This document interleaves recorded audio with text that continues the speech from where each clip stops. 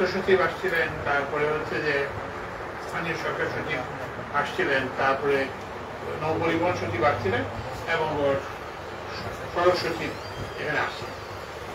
তো সন্দ্বীপের যেটা মূল সমস্যা ছিল, সন্দ্বীপ কারো এই যে যেটা বলেন যে প্রশাসন কিংবা দৃষ্টিতে ছিল। আমি এইটাই চেষ্টা করছি যে আমি তো হয়তো না, নিশ্চিতভাবে ডিসেম্বর মাসের পরে, সরি ফেব্রুয়ারি মাসে নির্বাচনের পর চলে যাবো। তা আমিও তো চাইছি যে ওনার ঊর্ধ্বতন কর্মকর্তারাও যাতে সন্দ্বীপটা রাডারের মধ্যে থাকে, সন্দ্বীপটা তাদের যারা সরকারের যারা ঊর্ধ্বতন কর্মকর্তা এবং যারা সংস্থা প্রধান তাদের রাডারে থাকে। তো এই জন্যই কিন্তু ওনাদেরকে আনা, কারণ ওনারা এখন তো আসলেন এবং দেখে গেলেন, সরজীবে দেখে গেলেন। আমরা কিন্তু ওই যে আসার পর থেকেই কিন্তু প্রকল্প দেখছি। প্রথমে ওই যে কি বলে যে ওই ফেরি এবং তৎসংলগ্ন কাজ দেখছি, তারপরে এলজিইডির সড়ক, লোকাল গভর্নমেন্টের সড়ক দেখছি, তারপরে আমাদের সড়ক বিভাগের সড়ক দেখছি, বিদ্যুৎ বিভাগের কাজ দেখছি। তো আমি আশা করি যে ওনারা যে আসছেন এর ফলে হবে কি যে আপনারা ইয়েতে থাকবেন, আপনারা সন্দ্বীপ যেটা বললাম যে প্রশাসন কিংবা যা বলি, এবং আমাদের এসপি সাহেব আসছেন এবং গতকালকে কিন্তু আসছিল কমিশনার, উনিও আসছেন।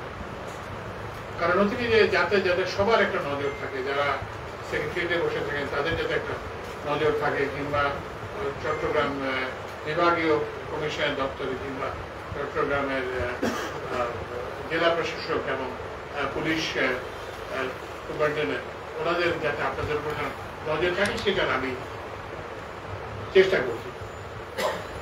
তো এখন এই যে যেটা বললাম যে সন্দ্বীপের মূল সমস্যা আপনারা সবাই জানেন, সেটা হচ্ছে সন্দ্বীপ একটা কি বলে যে যেটাকে বলে ভায়োলেন্স প্রোন এরিয়া, মানে অনেক মার্ডার হয়েছে এখানে সন্দ্বীপে। এবং এখানে সন্দ্বীপে তো সবাই সবার আত্মীয়, এবং এক একজন তো আমার তো অনেক লোক আছে যারা আমার 3 দিক থেকে আত্মীয়, 4 দিক থেকে। এবং আমি যে কোনো লোকের সঙ্গে যদি একটা র্যান্ডম বলি যে আপনার কি সম্পর্ক, দেখবেন যে 3-4টা কথার পরে একটা আত্মীয়তা বেরোবে। তো এই ক্ষেত্রে তো এটা হওয়ার কথা ছিল না, যে কেন আপনি আপনার আত্মীয়কে হত্যা করবেন, এইটা একটা জিনিস। আরেকটা জিনিস হচ্ছে যে সন্দ্বীপ আমরা দুর্ভাগ্যজনক ভাবে এটা একটা মাদকের রুটে পরিণত হয়েছে, মাদক চোরাচালানের রুটে পরিণত। এবং এই যে মাদক এবং সন্ত্রাস, সেটা কিন্তু অঙ্গাঙ্গিভাবে জড়িত, একটার সঙ্গে একটা জড়িত। মাদক থাকলে সন্ত্রাস থাকলে মাদক থাকলে। তো এখন এই যে এসপি মহোদয় আছেন, এবং আমি ইয়েকেও পাঠাবো, যে নার্কোটিক্সের ডাইরেক্টর জেনারেলকেও পাঠাবো।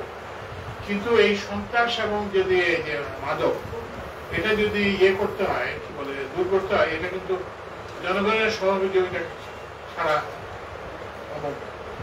কারণ সন্ত্রাসীরা হচ্ছে কি যে একটা তো ওদের আশ্রয় লাগে, ওরা যদি মানুষের কাছে আশ্রয় না পায় তাহলে কিন্তু সন্ত্রাসীরা ঠিক থাকতে পারে। তেমনি ভাবে মাদক চোরাকারবারিরা তো ওরা জিনিসগুলো কোথাও রাখে, কোথাও একটা করে, কারো না কারো তো সাহায্য নিচ্ছে। তো এই জন্য আপনারা যদি মেহরবানি করে আপনারা সচেতন হবেন, এবং এই যে সন্ত্রাস তো কারো উপকারে আসে, মানে প্রাণহানি ছাড়া তো এই সন্ত্রাসের এখনো শুনি গিয়ে।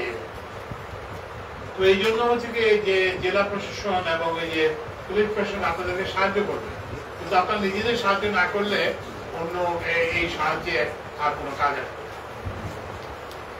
আর যেটা বললাম যে আগে দুর্নীতি হওয়ার একটা কারণ ছিল, যে ধরেন এই যে উন্নয়ন প্রকল্পের যে মানে ঠিকাদার যারা হতেন তারা কারো আত্মীয় হতেন।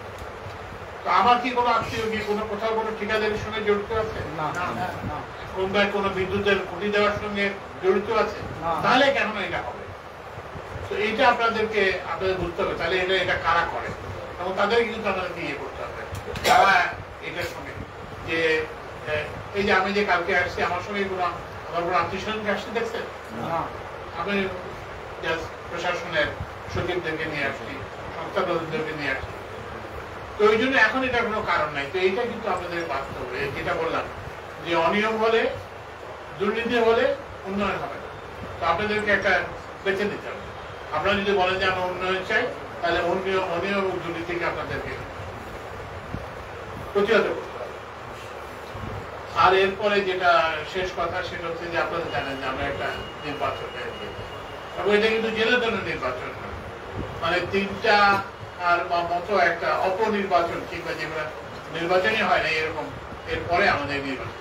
তো মানুষের কিন্তু প্রত্যাশা হচ্ছে যে মানুষ যাতে এবার যে প্রার্থী হতে চায় সেগুলি প্রার্থী হতে পারবেন, যিনি যে ভোট দিতে চান ভোট দিতে পারবেন, যিনি পোলিং এজেন্ট হচ্ছেন তিনি পোলিং এজেন্ট হিসেবে দায়িত্ব পালন করতে পারবেন।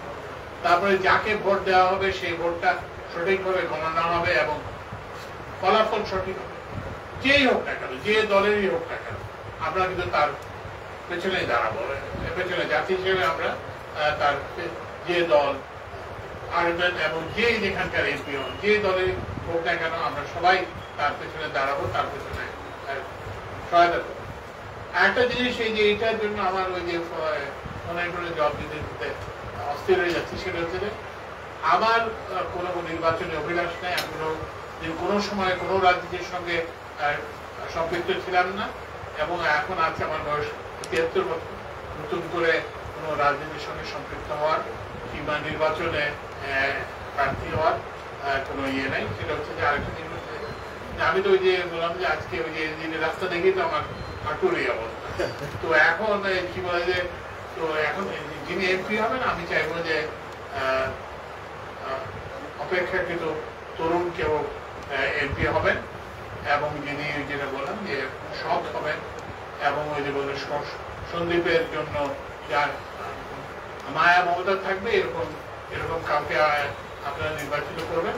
এবং আমরা কিন্তু সবাই তার দিকে, তাকে আমি হয়তো উপদেষ্টা থাকবো না, কিন্তু সেই যিনি যে কোনো দলের হোক না কেন, আমি আমার কাছ থেকে কিন্তু আপনারা পুরো সহযোগিতা পাবেন।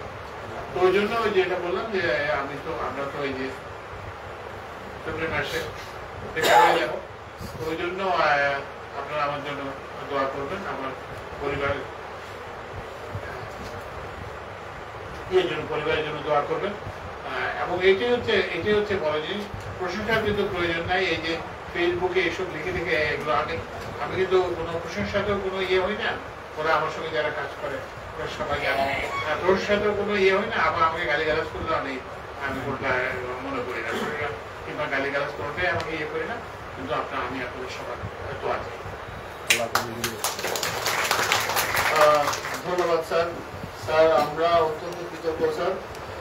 আপনার স্যার প্রশংসা করে শেষ করা যাবে না। স্যার প্রশংসা আপনি পছন্দ করেন না, সেটা স্যার আমরা জেনেছি। একটি কথা স্যার না বললেই নয় স্যার।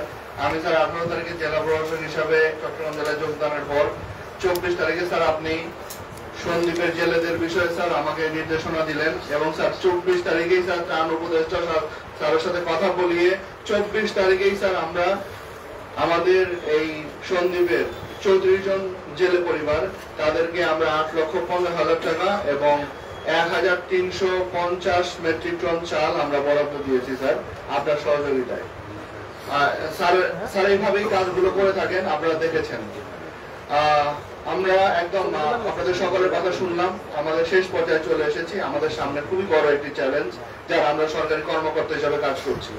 আমাদের সামনে বড় একটি চ্যালেঞ্জ, সেটি হচ্ছে যে মানুষের একটা এক্সপেকটেশন তৈরি হয়েছে। মানুষ একটা ফ্রি, ফেয়ার এবং ক্রেডিবল ইলেকশন দেখতে চায়, এবং তাদের অংশগ্রহণ, তারা মাঠে আসতে চায়, তারা ভোট দিতে চায়। এই পরিবেশ আমাদের সকলকে নিশ্চিত করতে হবে, এবং আমরা যার যে অবস্থান আছে সেই অবস্থান থেকে যথাযথভাবে দায়িত্ব নিয়ে কাজ করতে হবে। এখানে আমরা কোনো বিষয়ে কারো কোনো দায়িত্বের অবহেলা আমরা দেখতে চাই না। আমরা সে বিষয়ে অবশ্যই শক্ত অবস্থানে থাকবো। একটি বিষয় এখানে সকলের কাছ থেকে আমরা শুনতে পাই, যে কোনো ফোরামে গেলেই মাদকের সমস্যা আমরা শুনতে পাই। আমাদের যে সমস্ত প্রতিষ্ঠান আছে, শিক্ষা প্রতিষ্ঠান, স্বাস্থ্য বিভাগে যারা আছে, সেখানে সেবা নিশ্চিত হয় না। এই আমার প্রশ্ন এখানে কারা কাজ করে? আমার প্রশ্ন, কারা মাদক খাচ্ছে? আমরা আমাদের সচেতন ভাবে কি আমরা আমাদের নাগরিক হিসাবে আমরা দায়িত্ব পালন করতে পারছি কিনা? আমি আপনাদের কাছে অনুরোধ করবো, আপনারা যারা এখানে অভিভাবক মন্ডলী আছেন, আপনারা প্লিজ একটা বিষয় মনে রাখবেন, যে আপনি যদি রাত্রে ফিরেন, আপনার ছেলে সন্ধ্যায় ফিরবে না। সুতরাং আমরা যদি আজকে আমাদেরকে চেঞ্জ করতে না পারি, তাহলে আমরা যে চেঞ্জ করতে চাই সমাজে, সেটা সম্ভব হবে না। আজকে দুর্নীতির কথা, স্যার এখানে কাজ করছেন, স্যার এখানে কাজ করার পর কাজ করতে চাচ্ছেন, তারপর আশঙ্কা তৈরি হয়েছে যে দুর্নীতির বিষয়ে, এটি খুবই লজ্জাজনক। আমরা এখান থেকে আর কবে বের হবো? আমরা এই দুর্নীতি থেকে, কারা দুর্নীতি করছে, কারা পার্সেন্টেজ খায়, তারা কোথাকার সন্তান, এখানকার সন্তান না অন্য দেশ থেকে আসছে, এই বিষয়ে মাথায় রাখতে হবে। আজকে যদি আমরা এখনো যদি আমরা সেটা মাথায় না রাখতে পারি, এখনো যদি আমরা দুর্নীতি প্রতিরোধ না করতে পারি, আর কবে সম্ভব হবে? আমরা প্রত্যাশা করব, আসুন আমাদের তরুণ প্রজন্ম যে পথ দেখিয়েছে, আমরা সুন্দর বাংলাদেশ গড়ি, এবং এই জন্য আমরা অন্যকে আঙ্গুল না দেখিয়ে নিজের প্রতি আঙ্গুলটা দেখাই। আমার কি করা উচিত, আমার কি দোষ আছে, আমাকে কি পরিবর্তন করতে হবে, তাহলে কাঙ্ক্ষিত সমাজ প্রতিষ্ঠা পাবে। স্যার যেভাবে চাচ্ছেন সন্দ্বীপে, সেই সন্দ্বীপ করা সম্ভব হবে। আপনাদের যে দাবিগুলো আছে, আমার পর্যায়ে যেগুলো আছে, সেগুলো আমি চেষ্টা করব, এবং আমি আমার অথরিটির সাথে যে পর্যায়গুলো আছে সেগুলোর সাথে যোগাযোগ করে সেই দাবিগুলো কিভাবে দ্রুত মিট আপ করা যায়, সেগুলো আমি চেষ্টা করব। আবারও আপনারা অনেক সম্মান দিয়েছেন, ধৈর্য ধরে কথা শুনেছেন, এই জন্য সকলকে কৃতজ্ঞতা জানিয়ে, এবং স্যারকে বিশেষ করে, স্যার যে বিষয়টি দেখালেন গতকালকে থেকে, যেভাবে তার আন্তরিকতা দেখিয়েছেন, একটা এলাকার মানুষের জন্য কিভাবে ভালো আসতে হয়, কিভাবে কাজ করতে হয়, এই জন্য স্যারের প্রতি আন্তরিকতা এবং কৃতজ্ঞতা জানিয়ে আমার বক্তব্য শেষ করছি। ধন্যবাদ।